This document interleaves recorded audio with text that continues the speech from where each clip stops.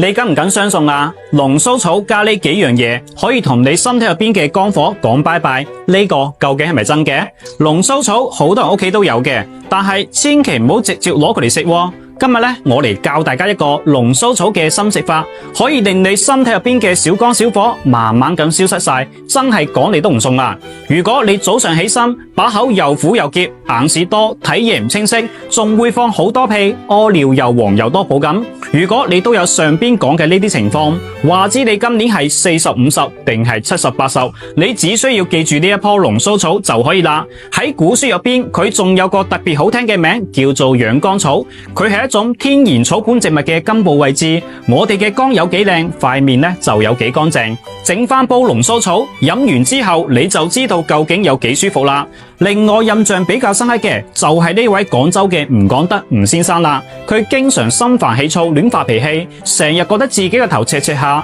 睇嘢仲蒙查查咁，冇嚟精神。就係跟住我用呢個龍鬚草嚟煲湯，飲咗幾次之後話，依家成塊面都紅卜卜咁，面上嘅小米粒全部消失唔見晒，成個人都後生咗10幾歲咁啊！養肝1個月勝過你食半年補品，用佢煲出嚟嘅湯清甜回甘唔油膩，每個禮拜煲翻佢1到2次，好處真係多到講唔晒呀！記得點個免費嘅小紅心收藏起嚟，我嚟教大家點樣整。方法其實好簡單，首先去街市買條靚排骨翻嚟，凍水落鑊飛一飛水，然後轉入個砂煲或者燉盅裏邊，加翻1紮龍鬚草、西洋參、無花果、蜜冬，仲有幾粒蜜棗增加甜味。大火煲滾之後，轉細火煲翻佢1個鐘，落啲鹽調下味就有得飲啦。咁呢個龍鬚草係我哋農民兄弟喺深山入邊採集翻嚟嘅。天然生晒，無分流，無上色。平時咁樣嘅一洗紮都要10幾蚊，廠家正喺度搞緊活動，一紮嘅價錢就可以買到一整袋，